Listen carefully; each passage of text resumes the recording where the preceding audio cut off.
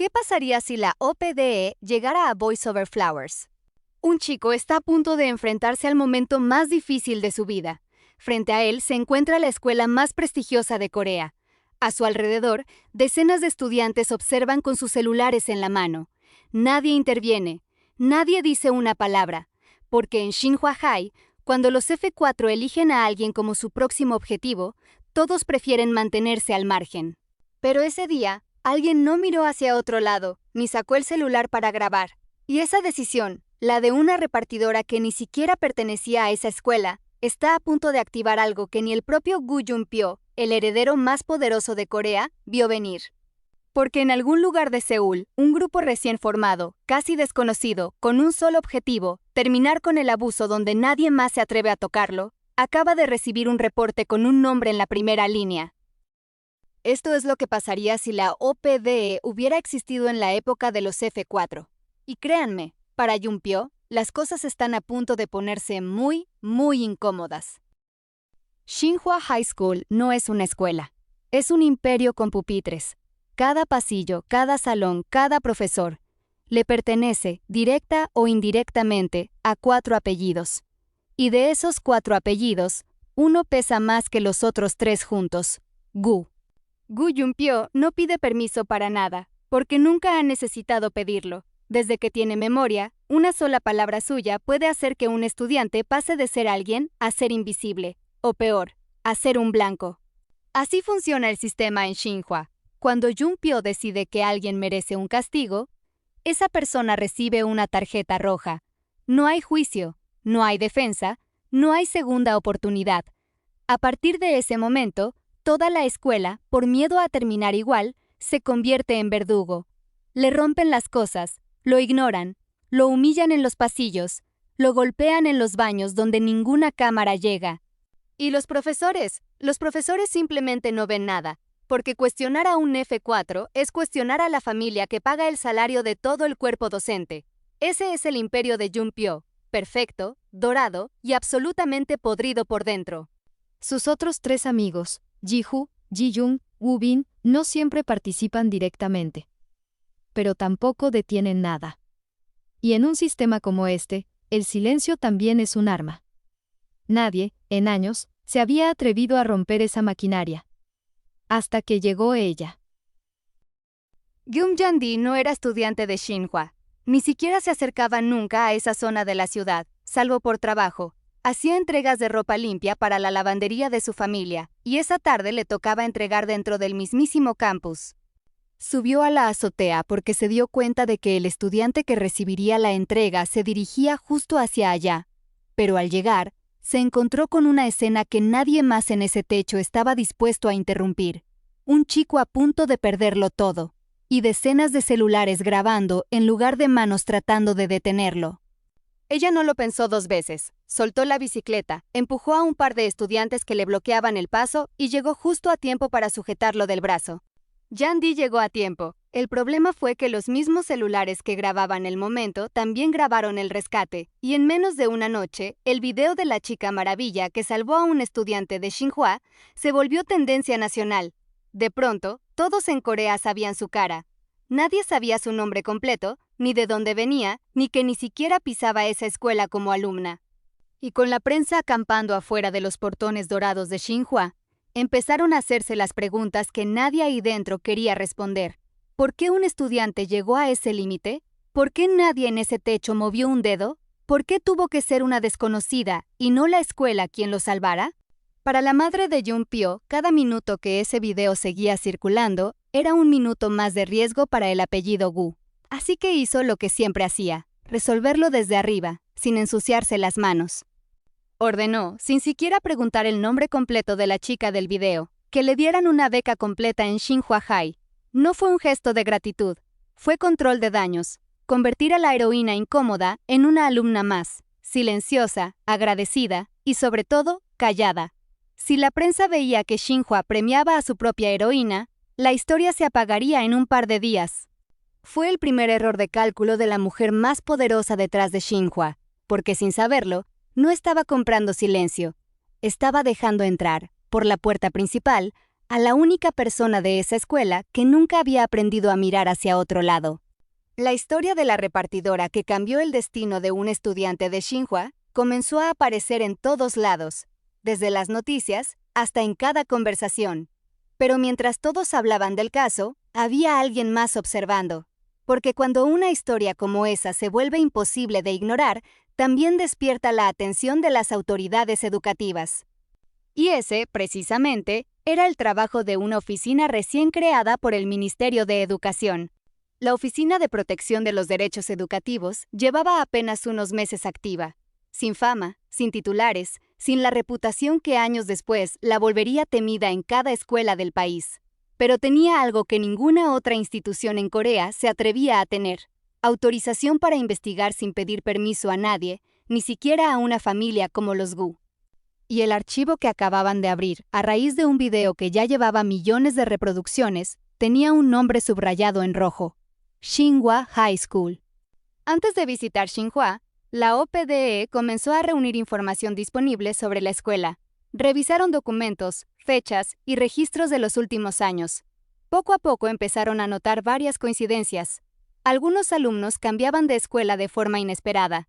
Algunos profesores ya no formaban parte del plantel. Y poco a poco comenzaron a entender que todo estaba conectado. Enviaron a alguien adentro, no como inspector, no como policía, como alguien invisible, exactamente como las víctimas que estaban investigando. Alguien que pudiera observar sin ser observado.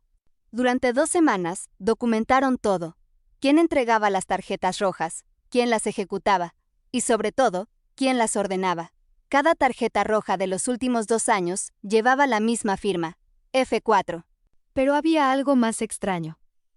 Cada vez que una víctima o su familia intentaba levantar una queja formal contra los F4, esa queja desaparecía. No se archivaba mal. Desaparecía. Como si alguien, en algún punto de la cadena, estuviera limpiando cada rastro antes de que llegara a un juzgado. Y ahí fue cuando el caso dejó de tratarse solo de un abusador adolescente. Alguien, con muchísimo poder, llevaba años cubriendo cada rastro de lo que pasaba dentro de Xinhua High.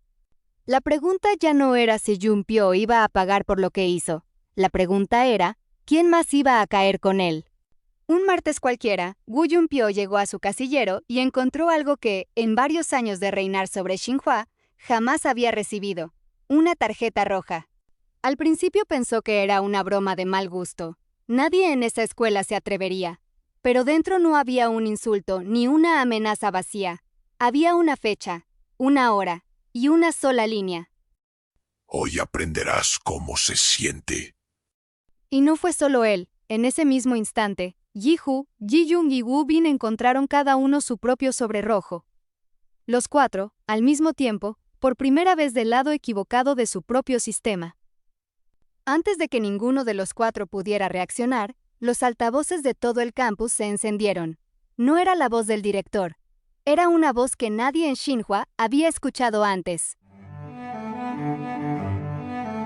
A continuación, se anunciarán las directivas especiales de la Oficina de Protección de Derechos Educativos. Número 1. El Instituto Xinhua High School pasa a estar bajo la dirección de la OPDE. Número 2. No hay ninguna limitación en los métodos de instrucción de la OPDE. Número 3. Sigan las órdenes del inspector en todo momento. Número 4. Toda falta a estas directivas será atendida conforme al reglamento de la OPDE. La instrucción del inspector es muy clara. Ahora los F4 tienen la tarjeta roja y deben recibir exactamente el mismo trato que ellos ordenaron dar a otros estudiantes. El inspector lanza el primer puñado de harina sobre los F4, el mismo castigo que él había ordenado tantas veces contra otros. Y poco a poco, otros se atreven a unirse. Nadie aplaudió, nadie se burló en voz alta, pero en los ojos de cada estudiante que alguna vez había recibido una tarjeta roja de los F4, había algo que en Xinhua nunca se había visto: la posibilidad real de que, por primera vez, las reglas también aplicaran para ellos. Y por eso, fueron los primeros en seguir las instrucciones de la OPDE. Ese mismo día, el ambiente en Xinhua comenzó a sentirse diferente. Los estudiantes que normalmente saludaban a Jumpio por costumbre, esta vez simplemente siguieron su camino. En pocas horas, un rumor cuidadosamente elaborado empezó a extenderse por toda la escuela. Era una situación muy parecida a las que él mismo había provocado en el pasado. Por primera vez en su vida, Gu Junpyo estaba sintiendo en carne propia lo que él mismo había construido durante años. El peso de que una escuela entera decida al mismo tiempo que no existes. No era casualidad. No era un estudiante rebelándose por su cuenta. Era la OPDE, ejecutando con precisión quirúrgica el mismo mecanismo de terror que Junpyo había usado como arma. Aislarlo, exponerlo, hacer que sintiera, aunque fuera por unos días, lo que sintieron todas sus víctimas. Y en el caso de los otros tres, cada tarjeta traía marcada una razón distinta. Ji-Hoo por mirar hacia otro lado, Ji-Jung por usar su encanto para encubrir lo que pasaba, Woo-Bin por ejecutar cada orden sin cuestionarla nunca. Por primera vez, los 4 reyes de Xinhua sintieron miedo dentro de su propio castillo. Por primera vez, los F4 dejaron de actuar como si nada pudiera afectarlos. Woo-Bin rompió el silencio con una pregunta que nadie quería responder. Ji-Jung perdió el ánimo que siempre lo caracterizaba. Y Ji-Hoo decidió acercarse a otros estudiantes para escuchar historias que hasta entonces había preferido ignorar. Pero Junpyo no estaba dispuesto a quedarse con dudas. Quiso entender qué estaba ocurriendo y buscó respuestas por todos los medios que conocía. Sin embargo, esta vez encontró una situación completamente distinta a la que estaba acostumbrado. La OPDE seguía sus propios procedimientos y continuaba con su trabajo sin hacer excepciones. Un día, alguien lo esperó después de clases. Sin gritos, sin amenazas físicas. Solo una frase, dicha con una calma que a Junpyo le heló la sangre más que cualquier golpe. Cada tarjeta que enviaste tiene un nombre. Cada nombre tiene una historia. Y tú vas a escuchar cada una. Y así, uno por uno, obligaron a los F4 a sentarse frente a los estudiantes que habían destruido durante años. No para humillarlos frente a cámaras, no para exponerlos en redes, algo mucho más incómodo, para que escucharan, en primera persona, lo que habían provocado. Por primera vez, Gu Junpyo no tuvo una respuesta lista. Pero la OPDE no había llegado hasta ahí solo para castigar a un adolescente. ¿Quién llevaba años borrando cada queja antes de que llegara a un juzgado? La respuesta estaba más cerca de lo que cualquiera imaginaba. La madre de Junpyo. Durante años, cualquier situación relacionada con Junpyo terminaba resolviéndose antes de hacerse pública. Su madre utilizaba todas las herramientas a su alcance para proteger la imagen de la familia Gu. Más que defender a su hijo, buscaba preservar el prestigio del apellido. Por eso, Junpyo creció convencido de que siempre habría alguien dispuesto a arreglar las cosas por él. La OPDE armó el caso completo. Registros de pagos a directores anteriores, mensajes donde se ordenaba resolver discretamente cada incidente, e incluso presión directa sobre el hospital para minimizar el reporte del incidente que dio inicio a toda la investigación. Y entonces le mostraron todo a Junpyo, no como acusación, como espejo. No aprendiste a hacer daño tú solo. Alguien se aseguró de que nunca tuvieras que dejar de hacerlo. Por primera vez en su vida, Junpyo entendió que no estaba viendo solo la historia de sus víctimas. Estaba viendo, por fin, su propia historia con claridad. Con toda la información reunida, la OPDE presentó el caso ante las autoridades correspondientes. La investigación reveló una larga serie de irregularidades y decisiones tomadas para ocultar lo que había ocurrido en Xinhua.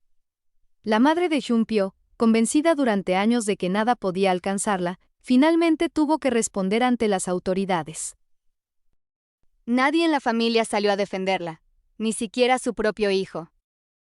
Los días siguientes, Xinhua High dejó de sentirse como un imperio. Las tarjetas rojas desaparecieron. Nadie las necesitaba ya, porque el miedo que las sostenía se había desmoronado junto con la mujer que lo permitía todo. Junpyo buscó, por primera vez sin que nadie se lo ordenara, al chico al que casi le costó la vida su silencio. No hubo un gran discurso. Solo una disculpa torpe, incómoda, la primera disculpa real que ese chico escuchó de un F4 en toda su vida escolar. Yandy, la que sin saberlo activó todo esto con un solo acto de valentía en una azotea, fue testigo silenciosa del cambio. No hizo falta que ella dijera nada más. Su decisión de no mirar hacia otro lado ya había hecho más que años de reglamentos escolares ignorados. Y en algún lugar de Seúl, sin titulares, sin reconocimiento público, la OPDE cerró un expediente más. Y abrió el siguiente, porque Shinhwa no era la única escuela de Corea construida sobre el silencio de sus víctimas. Esta historia es, por supuesto, ficticia, un cruce imaginario entre dos universos que nunca se tocaron realmente. Pero la pregunta que deja es completamente real. ¿Cuántos Guyumpyo existen hoy, protegidos no por una tarjeta roja, sino por alguien con el poder suficiente para que nunca haya consecuencias? Si te gustó este ¿Qué pasaría si? Y quieres que sigamos cruzando universos de K-drama en próximos videos, ya sabes qué hacer. Dale like, suscríbete y cuéntame en los comentarios, ¿a qué otro K-drama te gustaría que le hiciera justicia la OPDE?